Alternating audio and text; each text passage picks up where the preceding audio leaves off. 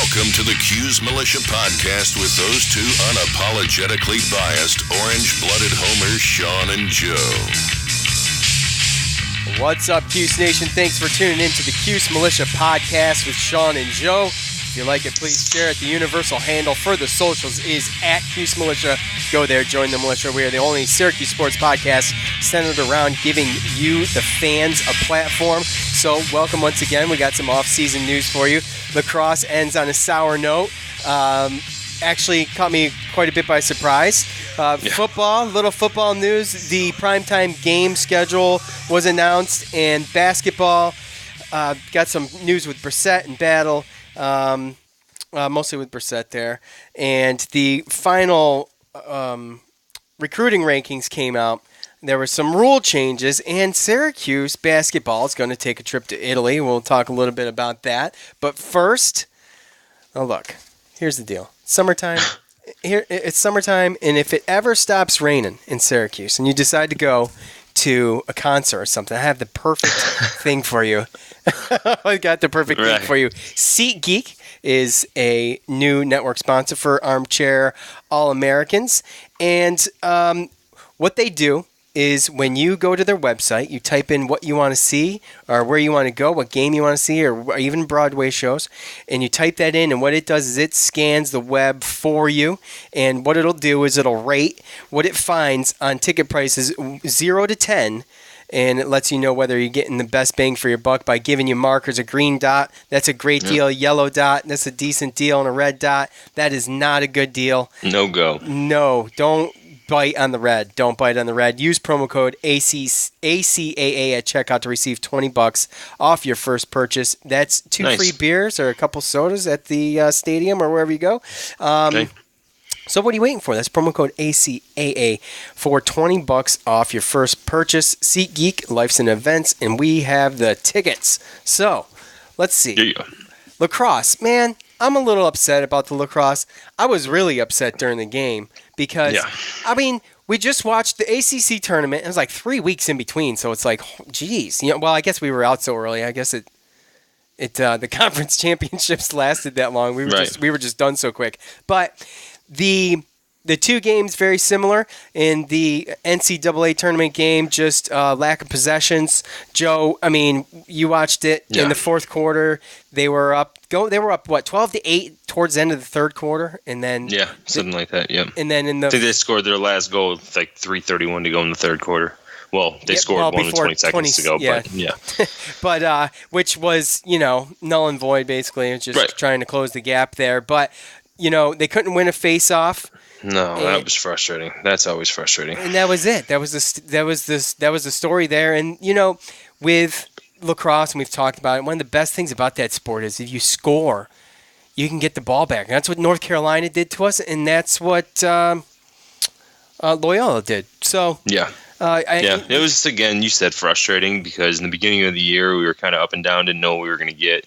Then we had some comeback games, where we made some good comebacks, and it looked like we were starting to get it in gear, and then we were playing really well. And then like we said, we talked about, it kind of just fell apart in the ACC tournament because they had a lead against North Carolina, and then North Carolina came back and won. That was a 4-goal lead as well. Yeah, it's like 7 the same thing happened with Loyola. It was the same thing without being able to win face-offs. So it just was a frustrating end of the season because I thought we definitely had the offensive firepower and a pretty good goalie and defense to make a run. But when you just keep giving the ball back, Yeah, Loyola's goalie, too. You hand it to him, I guess. He was killing it, so he's catching everything. It's the first time the Orange have failed to win an NCAA tournament in back-to-back seasons since 1981-82. Ooh. Yeah. Well, hey, women's lacrosse is still in it, so. So, yeah. Well, yeah. It's not the same sport, man. I'm just going to say it. Look. It is not the same sport. I don't know. It's like field hockey with sticks in the air instead of on the ground. Either way. You ever try to play with a girls lacrosse stick? My daughter has one. We tried getting her into it. Dude, it's hard. It's terrible. It's a growing sport. It's a growing sport. it's not. Hey, I don't want to argue this. Hey, it's getting big down south. Girls and boys lacrosse is getting big down south. Yes. But girls lacrosse and boys lacrosse is two totally different sports. The rules are totally different. The play is totally different. Doesn't mean they're not both growing. Touche. Two things can be true at the same time, Joe. Yes. Okay. Yes. The Orange have not won a title since 09, and I was reading something. It's like, since 09. I mean, yeah, it's kind of a long time, but I mean, I don't know. I guess it's because our expectations, right, Joe, with the lacrosse program. So you got Desco. They're calling for his head. Obviously, that probably is not going to happen. Like we talked about, what have you done for me lately? It's a growing sport. It's a growing sport. It's not gone are the days where you only have a top 4 or 5 powerhouses. It's grown so much that you get. I mean, Penn State was number 1. They were the number 1 team going to the NCAA tournament. So, I mean, that didn't happen in the past. Rutgers had a good team this year. So it's been growing, and we just don't get the best of the best anymore. There's more competition for recruiting. Yes, absolutely. Yeah. They haven't been to a Final Four since 2013, and it marked, I think, the third time in the last 6 years where they were knocked out in the first round. So, better luck next year. So, football, we have just some brief news, some exciting news. Where did Coach rank? Coach rank preseason, they ranked the coaches when you come in like 27th. Yeah, something like that, yeah. And Dante Strickland. I'll take it. Yeah, I'm happy with that. There's a lot of coaches in the nation. I mean, he's getting recognition. I'm fine with that. Dante Strickland earned a contract for a spot in the Cardinals mini camp as a member of the 90-man roster. So congrats to him on that. It'd be interesting to see how they decide to talk about a new coach trying to build something. See how they plan to use him if they do, and what happens there. So good luck to him in that. Now the fun stuff for football. So three primetime games, and we've got Thursday, October 10th and these are not in any particular order. We'll save the best for last. October 10th, NC State. It's a Thursday. It's awful. Yeah, right. I know. Well, I'll take primetime Friday, Saturday. There's a lot of people. Okay, but if you plan on going to that game. You're right. Yeah, right. But here's the thing, too. It's going to get a lot of viewers. Thursday Night Football. I mean, 100%. A game like that, So that's good. I think that's good to get in that slot maybe once in a while. So just going to have to take that Friday off. You're so weak, man. What do you mean weak? Come on, dude. Dude, you'd be home by 11:30. Oh, come on. No way. Oh, come on. What are you talking about? Our games definitely go longer than 3 hours. I'm talking 3.5 hours. Yeah, getting out of that place. Come on. That's true. Good point. Damn. Okay. So take Friday. I don't even know why I'm arguing. I'm just arguing with you to argue. And then Friday, October 18th against Pitt. That's a 7 Very p.m. next game. week. I love that. Yeah, 2 in a row. And then, of course, before all those happen, we have Clemson. September 14th in the Dome. So 7:30 kickoff. That's going to be awesome. Maybe, possibly a college game day appearance. The last year's. Well, that was for basketball. We have never. We got snubbed last year. Yeah. So it's becoming closer and closer to be able. There's not too many options that day. Really, for. Did you go look? Well, they've kind of thrown it out there in a couple articles that I read, and there's really only 3 or 4 that would be close. And Alabama at South Carolina was one. I'm not going to remember all of them. I mean, that's not really. I don't know. Well, it depends. I mean, this all depends on what we do in the first. If we want that, obviously, we have to go to Liberty and win and go to Maryland and win. Otherwise, we probably won't be in that position because Clemson most likely will still be number 1.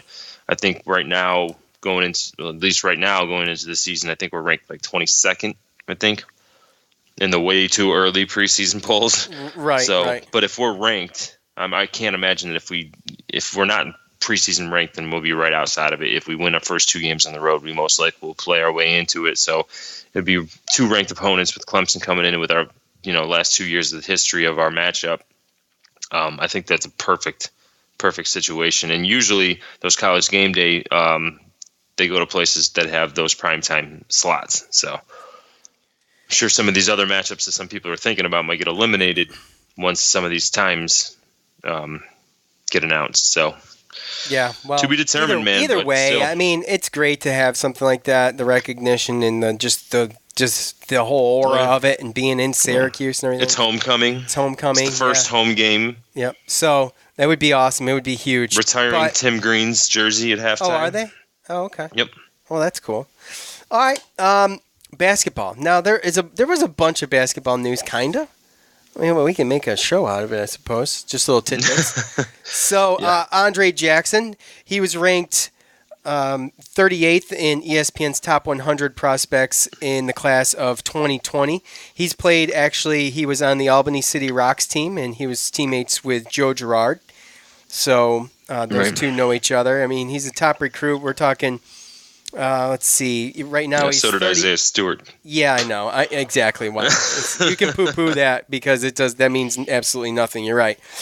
He was ranked 38th player in the latest version of the ESPN 60. So for the class of 2020, but he did. Oh, he's a good player. Yeah. Yeah, he sustained an elbow injury that kept him out part of the season, part of the early season last year. So, top-rated player. Yeah, exactly. Top-rated player, and we'll see if we can scoop him up. I mean, it can't hurt to try, right? Yeah. Well, you got to get the 2020 recruiting class started somewhere. That'd be a good one. So it would be. Brissett, he was early circulations of the names on the G League camp. His was on it, and sure enough, he got invited. So he impressed. He impressed them enough to be invited. Impressed and intrigued. Yeah, impressed people in the NBA enough to be invited to the NBA Combine. There was only 10 out of 40 players chosen, so he did good. He played really good his first game. I think he scored 15 points in one of his games. His team went 2-0 in that thing. So he had like 8 rebounds. I think he was like 1 for 3 from three-point land, something like that. Something like that. Yeah, the day before he did some shooting drills, and I think he hit like 15 of 25 three-pointers that drill. So, yeah. Plus his body, I think he was 6'8". He was an intriguing player.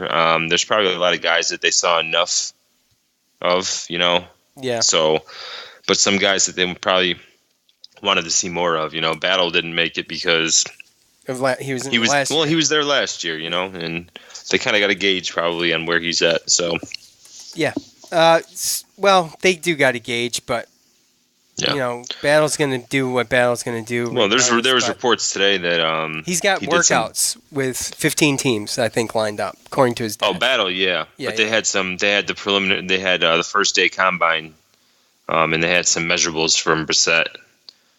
I think he was like he did some good things. So I think he had the lowest body fat percentage out of everybody. And obviously, he's a strong player. He had I think the second or third best standing vertical jump. Yeah. So he had an average game when he did play 5-on-5, and there were some drills that he didn't participate in. So there's still a couple more days of this, and there'll be more.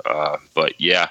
For something that we kind of boo-hooed and poo-pooed on a little bit in the beginning, and he's just going to go out and kind of get his feelers, of course he's going to go out and actually, perform. And, I'm obviously, I'm not going to hate on a decision if he decides to, but I in the beginning of this, I kind of thought I was looking at it as like a Battle situation from last year, or, I thought it was kind of obvious, after the season, he's just going out to put his feelers out there, but he's went there and he's performed. He's taken advantage of the situation, and now he's in the actual NBA Combine. And if he can take advantage of that situation, then it's a real situation now, or position where he could definitely go to the draft.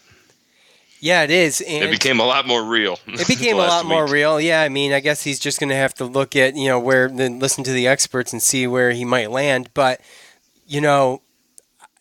when you think about a Brissett coming back or not coming back, would Duke have 3 top 5 NBA prospects on their team last year?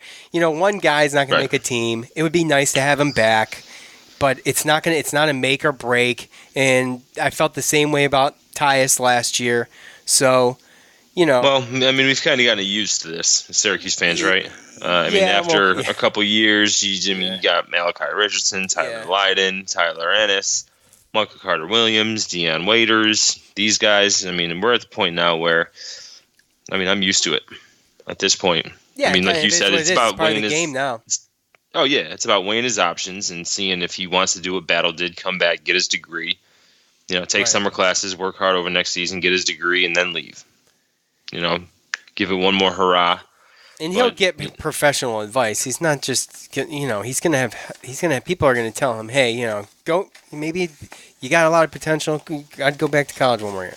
Well, yeah, and in some of the articles that I read too on Syracuse.com, he was, they had interviewed him, and he was talking about how he's learned in this process, especially going against all these hungry players, especially in the G League, because you got guys from the G League that are sitting here waiting for a chance, and other guys that didn't get drafted at the Combine that are trying to get those 10 spots. And, there were some times I think we all thought, and I would challenge anybody if they wanted to talk about it or debate about it, about the fact that it looked like sometimes O'Shea Brissett, he checked out, or that he wasn't always playing as hard as he possibly could, and maybe taking plays off and getting out of it.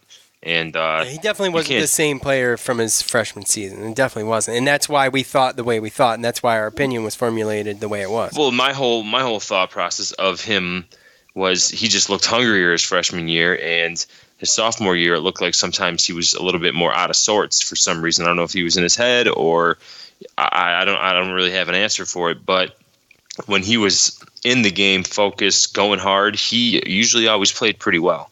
Right. But it was when he kind of looked like he was out there kind of just not really being aggressive. And I just think those were the times when Boeheim got just frustrated with him. And those were times when he took long, stints on the bench this year. And there were times when he did that and it looked like he wasn't even into the game. So you go to a Combine like that and play against guys like that, and with the hunger of those players and trying to get to the NBA, like you can't take a day off. You can't take a play off.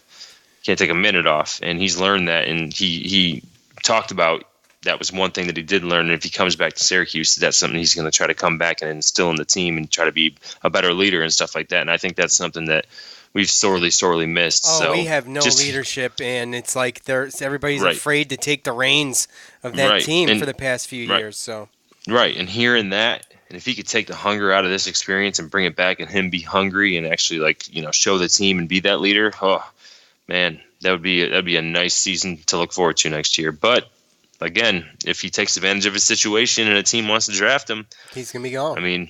Yeah. So, and it is what it is. Like Joe said a minute ago, we just deal with it. We move on. Next man up, man. It's just, it is what it is. So, Battle's team. Oh, I had Brissett's stuff right here. Brissett, they went 2-0. He was 8 for 15 overall, 2 from 7 from the 3-point line, 3 of 3 from the charity stripe, and he did have 8 rebounds and 1 assist, total 21 points. Battle, his team in that Combine went 1-1. He was 3 for 10 overall, 0 for 2 from the 3-point line, 5 of 6 from the free throw line. He grabbed 9 rebounds. He had 2 assists, and he scored a total of 11 points. So, all right.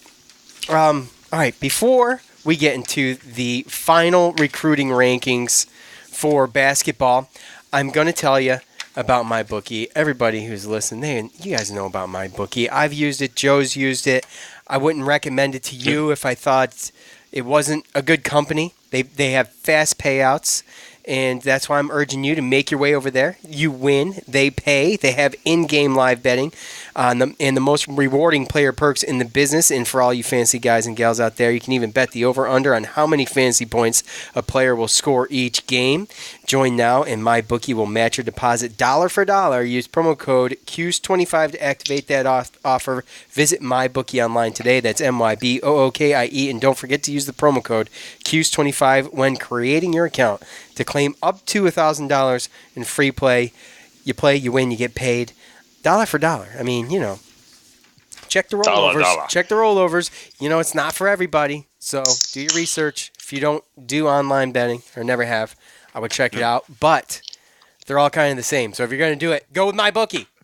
Yep. Promo code CUES25. Okay. So the latest I guess it was a list. The rankings had Syracuse fallen from 27th in the ranking for the recruiting class to 30th as far as best in the nation. That's according to 247 Sports. So, and that, by the way, that puts us 6 about middle of the row in the ACC, just hovering above it. But so we have. Let's start with Bryson Goodine. He was their first commitment, and he still remains at the top. He's number 91. Now the grades, Joe. Can you explain the grades?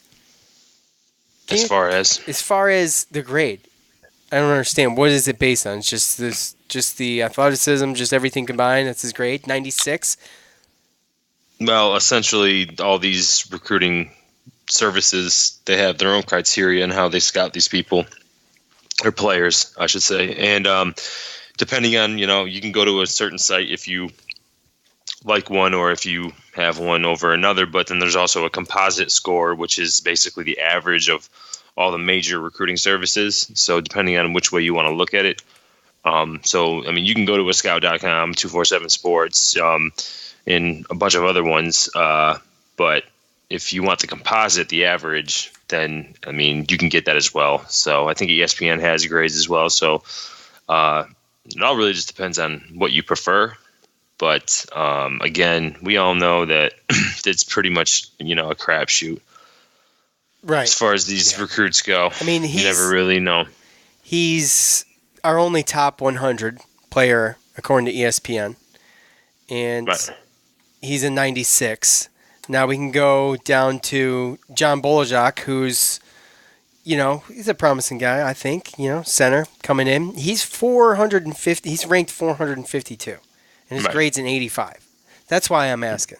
It's not a ton of space in between there. And you're talking... Well, no, and you're talking about, a lot of times when it comes down to it, you're talking about a point is 1,000 players, or 100 players, so, it's, again, you can't really look too much into it. It's all just numbers, and it gets exciting, clickbait, just that kind of stuff, ranked 30th. So as a Syracuse fan, you might look at it like, oh, we have 5 recruits and our recruiting class is 30th. Like, what the, but... Mm-hmm. Go ahead. Well, I was just going to say, we finally got out of our sanctions to where we have all our scholarships back, and we've seen what not having the depth has done to basically rely on just a handful of players for so many years. So now we have a chance. This is a perfect example of a class that can come in and the ones that we used to see where, you might have a guy that's good enough to come in and contribute maybe a guy's going to be able to leave early, but for the most part, you got a handful of guys that are going to be able to contribute and also play, 4 years, be 4-year players. There's some guys where we're probably not going to need their services this year, so we can redshirt them and let them develop, and then they turn into 5-year players with a redshirt, and those type of teams and having those type of players, that's what we kind of always had as a Syracuse team. We always had that depth, those 4-year guys that could always carry the load, and then those younger guys that can come in and help contribute, and that's kind of what we've been used to, the makeup of these teams, and now we can finally use all our scholarships and see what's up. So, yeah, we got a couple big guys coming in. Maybe one won't stick. Maybe, there's a lot of times back in the day when we'd have these big recruits or recruiting classes and one might transfer because, they just don't stick. But, hey, this is what you got to do to kind of get back to where we get. You're rebuilding. You don't have scholarships for 3 years. You have to rebuild, and you can't do it. Rebuilding in college basketball is not really a thing. But I'm just saying, with the type of program he runs, it's tough. The assistant coach left, and this and that. So now my whole thing is, to be honest with you, let's do Quincy Guerrier first. He was 115th. He was actually higher than Goodine. He was hovering around the 50s, according to 247. But he slipped. It makes him the biggest drop in the recruiting class, but he still sits second if you rank him from best to worst, according to the rank. But Jesse Edwards at 170, and this was a guy who I'm really excited about. I was shocked to see him at 170. And he wasn't even ranked on 247, and right. So I mean, you know, well, he didn't start playing high school basketball in the United States, I think, until this past January. Yeah. So a lot of this comes down to visibility. You know, I mean, if you're on a high major AAU circuit and you're in a situation where you go to a prep school, or you go to one of those big schools where you have that type of, you know, politics is a thing with this too, you know. So that's why a lot of times I don't put grades into it. And we know we run a 2-3 system, and we know that Boeheim looks for guys specific for his system. So again, I just kind of just put it in the hands of the fact that I just trust the coach in getting the guys in the system. Yeah, they're the ones that go to the school. They're the ones that watch them. They're the ones that talk with them. They're the ones that have one-on-ones with them. And so and there's little things that come with it, like John Boljak, like we talked about, and we saw like at some point, either his sophomore or his junior year, he was a top 70 player, and then because of an injury, because of the lack of visibility, because he wasn't playing for a whole year, he probably missed his high school year and his AAU year. So by doing that, you're gonna drop.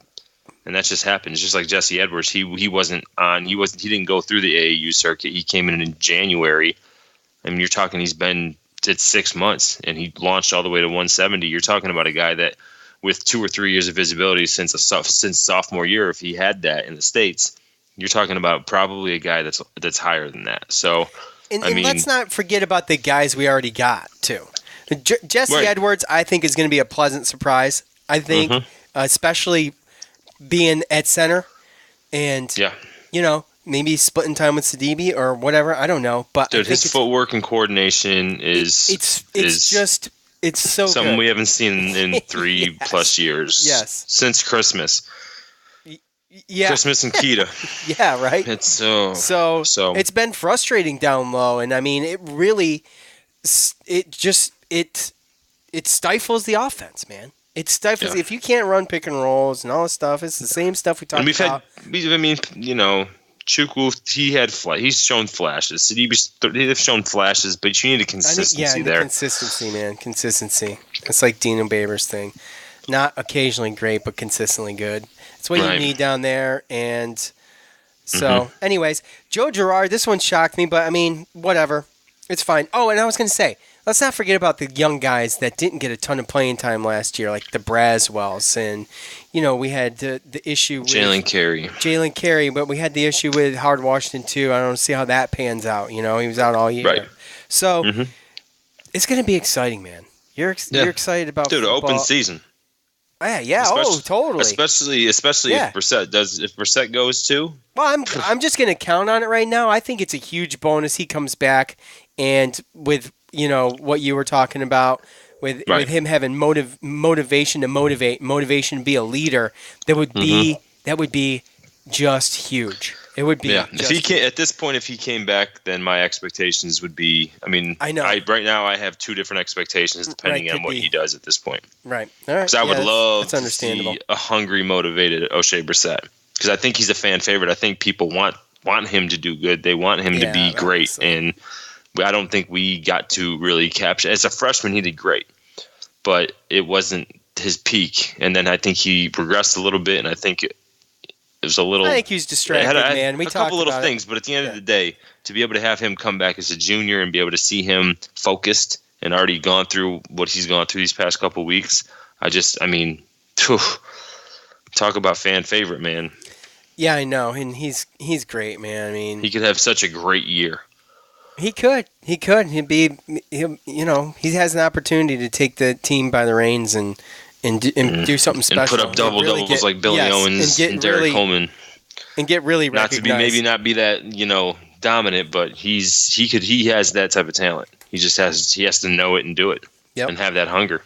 Yep. Joe Girard he's ranked 188, and, you know, the more I was so high on Joe Girard. I'm so excited about Joe Girard. Every time I read something or talk to some people sometimes, I'm just like, you know, I'm not an all-in type of fan either. I'll never be like, you know, some people think that Joe Girard's the saving grace and he's just going to come in and it's going to be, you know, Joe Girard's team right off the bench, you know, freshman year. And I'm not buying that. I'm also not buying the idea that because he played in kind of a smaller league or whatever, that he kind of dominated, that he might not be able to make a difference right away because he can shoot the ball. I mean, he does shoot the ball. And he did, Right. I got a clip we'll play in a little bit of Coach. But so that's the final player ranking. Syracuse ranks 30th. Well, I'll tell you what. You know who he kind of reminds me of? A little bit. As far as... I mean, he didn't Trevor have Cooney? the national... Huh? You going to say Trevor Cooney? No. Oh, I'm going to say Trevor Cooney. The way that he did what he did, and obviously he's probably a better shooter. He's definitely a better shooter, but he kind of reminds me almost of like he wasn't as highly like. Remember Greg Paulus? Yeah, absolutely. You remember Greg Paulus? Yeah. In high school and everything, he was. I mean, he won state championships, and I don't know if he did in basketball, but I know that they were winning sectionals and making it to states, and I know he won state championships in football, and he was highly recruited in basketball and football, but just to have to play those two positions and to be that successful and to be that type of leader, like if you were to say that at minimum Joe Girard was going to be a Greg Paulus, would you be happy with that? Yeah, I'd be happy with that. Yeah. And he's got a jumper, and I think that's the type of attitude and leadership he brings. Now, obviously, there's different little things. I'm not saying they're the same player, but that's just kind of because they're both from New York State. They both played in that type of competition. They were both, those same positions and the leaders and being able to do what they did to bring their high schools to, state championships. So that's the type of player that you're going to get as far as leader, vocal leader, being on the court and being able to trust that type of guy. And whether he plays the first year or not, I think that he's going to be somebody that is going to be a contributor, like contribute to success in years to come in Syracuse. Yeah, it'll be interesting. This whole team's going to be so interesting. It's going to be so much fun, and hopefully we're going to get to watch them, over the summer a little bit, actually. At least we'll see highlights. But they're taking a trip. Yeah, they're taking a trip to. So we're going to be able to see that. I'm sure we're going to be able to somehow stream those games. Yeah, and that'll be good. Yeah, we'll talk about it in a second. You were mentioning Greg Paulus, and I'm like, I forgot to tell you about. Do you remember Dave Syak? Is it Dave Syak? Yes. You remember Dave Syak? The center? Yeah, late 90s. Yeah. Yeah, he's like 6'10", 6'11". Mm-hmm. Well, he's a teacher in Virginia Beach. Oh, really? He's a high school teacher in Virginia Beach. Yeah. So nice. I was working for someone. I had an SU. I was measuring something in someone's house. I had an SU hat on or something. She started talking to me. She's a teacher at the school with him. Oh, okay. And she's like, "Oh, he's one of the teachers at our school." And I'm like, "No kidding." Dave Syak was so weird. I haven't heard that name in forever. Anyway. Oh, yeah. So I thought that was funny. So hey, if you're a true Syracuse basketball fan, you know who Dave Syak is. Yeah, dude. That's funny, man.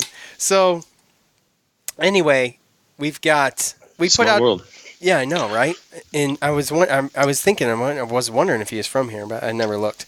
So the NCAA is thinking about changing up a couple things, and one of those things is the shot clock proposal. This one I really like, and the other one I like, but I don't like it as much as this one. Shot clock proposal is this: when you get an offensive rebound, the shot clock doesn't reset to 30; it resets to 20. So we put out.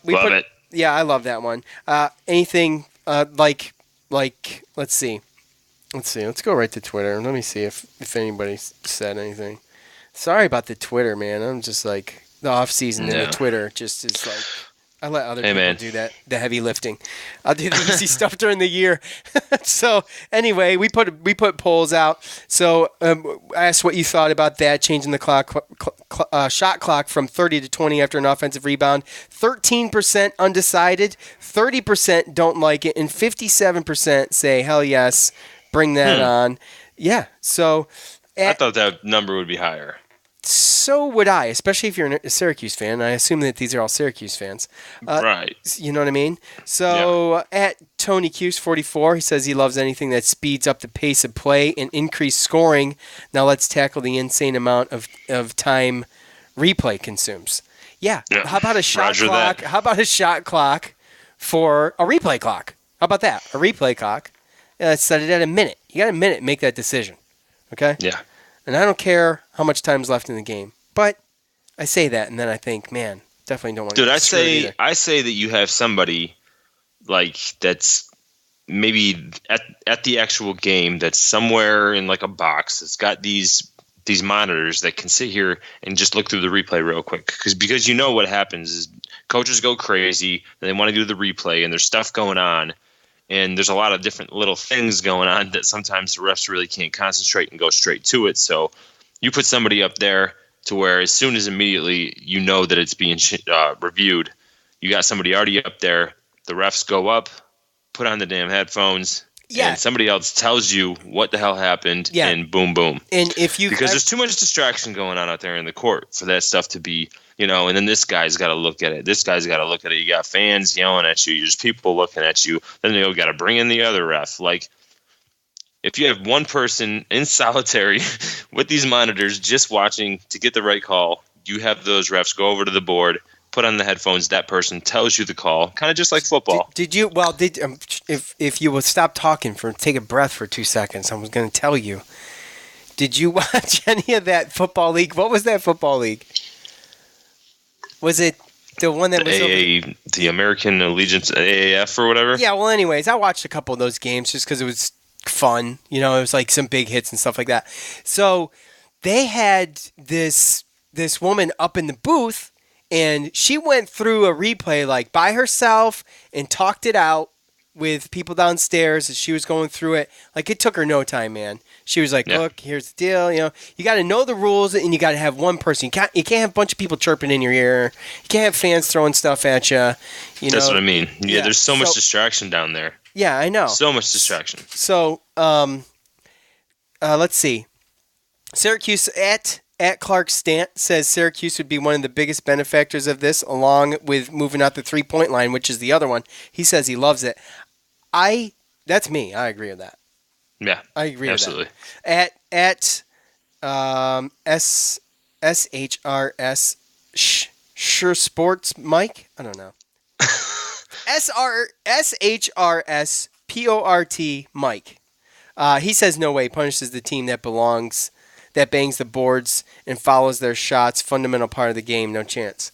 Yeah, but I mean, I may be biased. Well, that doesn't mean that it's got to go back to 30. Right. You're getting another possession. Yeah, I know. It's 10 seconds, so I mean. Right. I mean, who cares? Most of the time when you get an offensive rebound, you put it right back up. Yeah, most of the time, unless you're trying to kill clock, which is which is what's going to help us. Right, exactly. Because of the lack of possessions, we give up a lot of offensive rebounds, and most teams, they shoot three-pointers, a lot of shooting three-pointers against us. So moving the three-pointers back helps us, and also doing that helps us, because when teams do get offensive rebounds, it definitely shortens the next possession. Yeah, so moving the three-point line back from 20 foot 9 inches to 22 feet 1 3/4 inches. What is it, like 14 inches? Well, 2.9. Something like so that. 3. I don't know. Whatever. No, you're trying to math, bro. Yeah. Don't try to math. Why'd you put me on the spot with the math, dude? So it doesn't matter. I figured you already did it. It's like, no, I didn't. So it's whatever. Anyway, that is the what is that? That's the international 3-point line. So. We did a poll on that as well, and 11% were undecided, 20% were a no-go with that, and 69% said that they love it. I'm in the 69%. I think it's a great idea. I think they're taking most of those shots back around that line anyway, around that area. No, a lot of them. A lot of them, yeah. Right. And either way, I think the NBA line's a little bit farther than the international line. Yeah. But either way, I mean, if you plan on playing professionally, you're either going to be playing in the NBA or international. So at minimum, you should at least be playing at the 3-point line that's the minimal between NBA and international. You know what I mean? So it'll help everybody. And it helps, against teams that want to just chuck the three against us. So. Right. So anyway, well, I'm for it. And we could see this as soon as 2021. So. Okay. They are also talking about a couple other things as far as that goes. and that would be the flagrant 2 fouls, which include ejections. They're thinking about assessing those if they hear derogatory epithets. So I think that's a good one, and maybe will calm some guys down.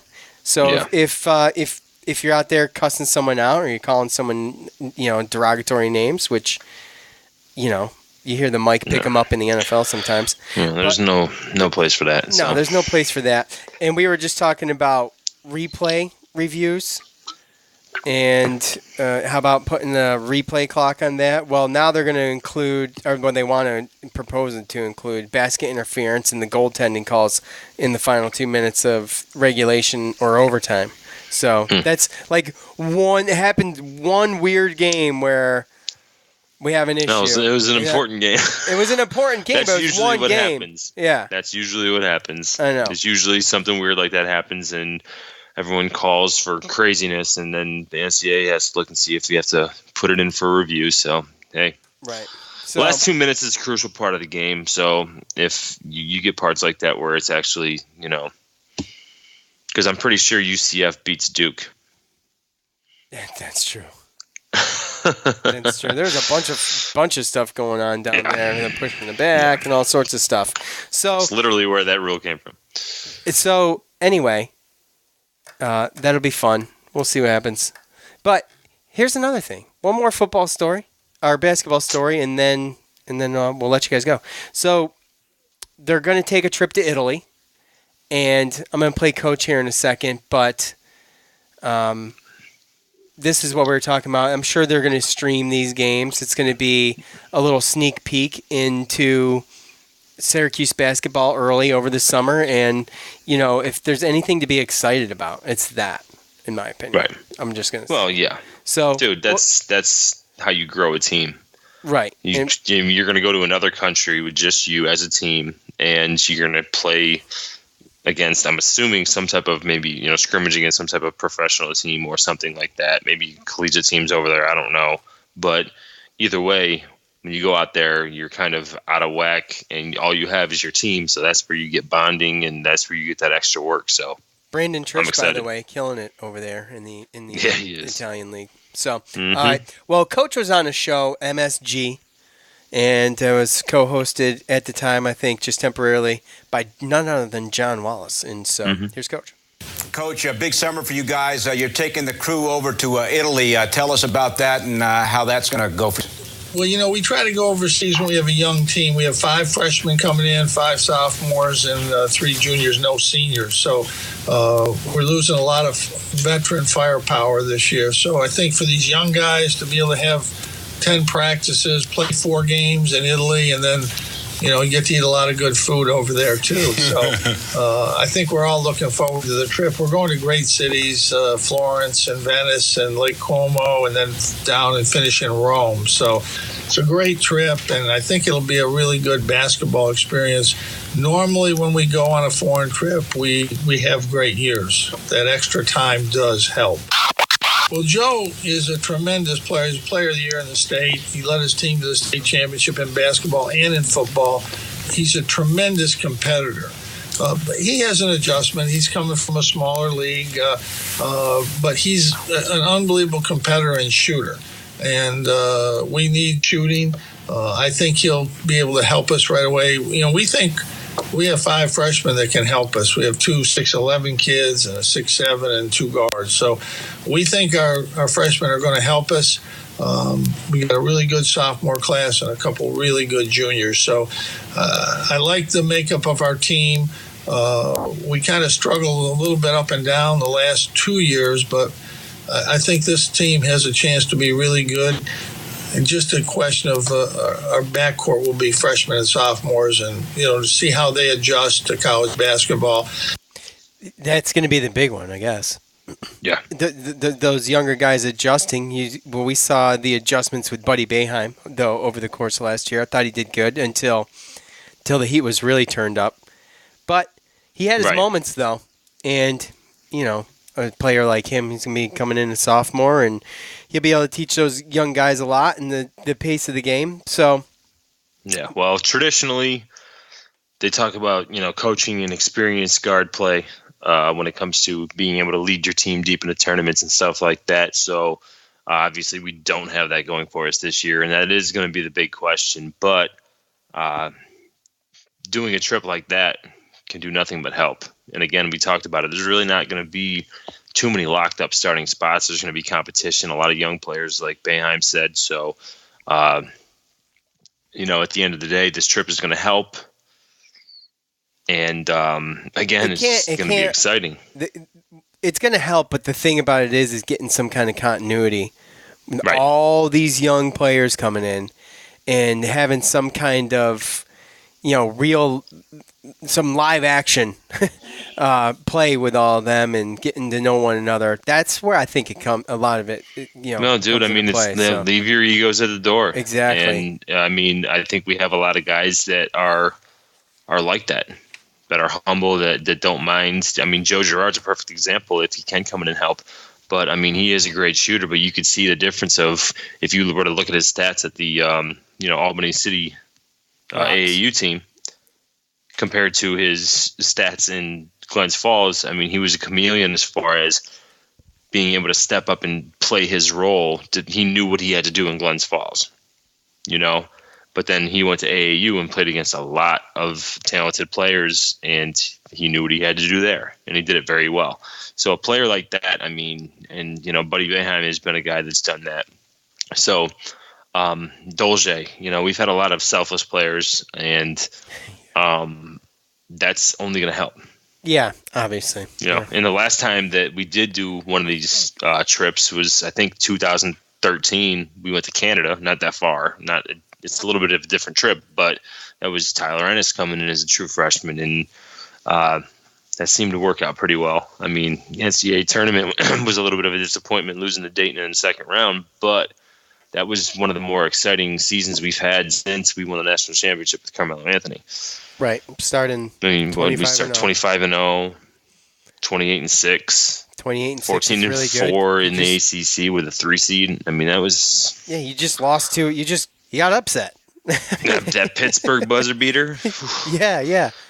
I mean, that was a great year. So, I mean, there's no doubt, like he said, like Boeheim said, that kind of stuff helps. And it's only going to help this team. It's a very young team, but it's very talented. And again, you never know what you're going to get. So. Yeah, definitely. Well, we'll have to see. I enjoy the chatter of it, though. The speculation of it, of course. Yeah. But so I would love. Well, we should have done. We can do fan feedback for that or something, maybe. See if we can provoke some thoughts out of all y'all. Right. So, all right. Well, that's all I got, Joe. You got anything else, buddy? I'm all set, bro. All right. Well, that is it for us. Thanks to James on guitar. Thanks to MyBookie. Thanks to SeatGeek. Thanks to all of you for listening. We appreciate it. For Joe, I'm Sean. We're out. Thanks for listening to the Q's Militia Podcast, the fan's voice with Sean and Joe.